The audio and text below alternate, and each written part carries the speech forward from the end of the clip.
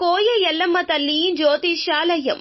ఎక్కడెక్కడ ఉన్న వారికైనా ఫోన్ ద్వారానే జ్యోతిష్యం చెప్పబడును. విద్య, ఉద్యోగం, వ్యాపారం, ప్రేమించిన వారు దూరం కావడం, భార్యాభర్తల మధ్య గొడవలు, అత్తాకోడళ్ల మధ్య మనస్పర్ధలు, కుటుంబ సమస్యలు, ఆర్థిక సమస్యలు, పెళ్లి కుదరకపోవడం, సంతానం ఆలస్యం కావడం, స్త్రీ పురుష వశీకరణం, చెడు ప్రయోగ నివారణ మొదలగు ఎటువంటి సమస్యలకైనా పరిష్కారం చూపగలరు. స్త్రీ పురుషులకు ఎటువంటి సమస్యలు ఉన్నా నమ్మకంతో కాల్ చేయండి.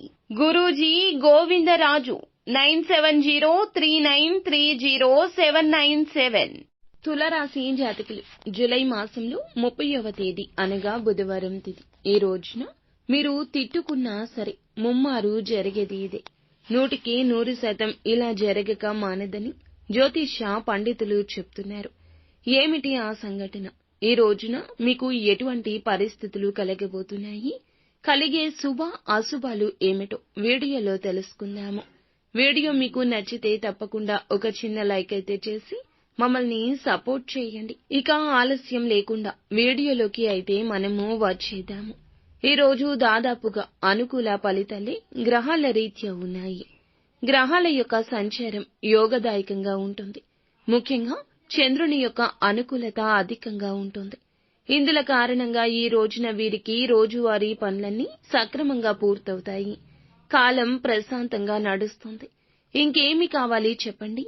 మీ మనస్సు ప్రశాంతంగా ఉంటుంది. పెద్దగా ఇబ్బందులు, కష్టాలు ఏమీ ఉండవు.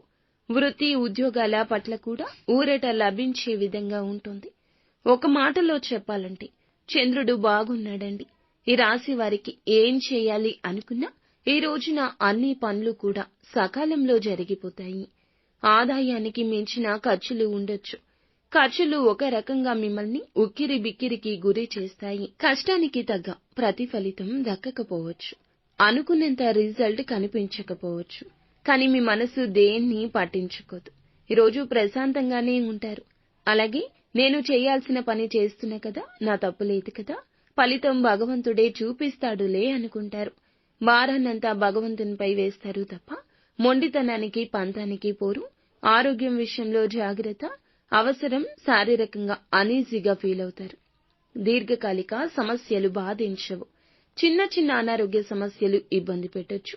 ఈ రోజు తలనొప్పి ఉంటే మరొక రోజు కాళ్ల నొప్పులు, మొన్న ఏదో సమస్య, ఇలా చిన్న చిన్న సమస్యలు ఎదురు కావచ్చు. అధికంగా విశ్రాంతి తీసుకోండి. వివాదాలకు దూరంగా ఉండండి.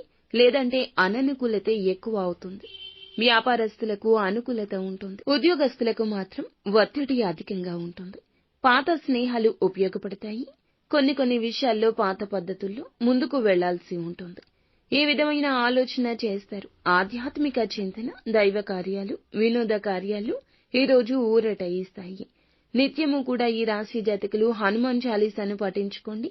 సుబ్రహ్మణ్యేశ్వర స్వామిని ఆరాధించడం కూడా మేలు కలగ చేస్తుంది. అంతా మంచి జరుగుతుంది.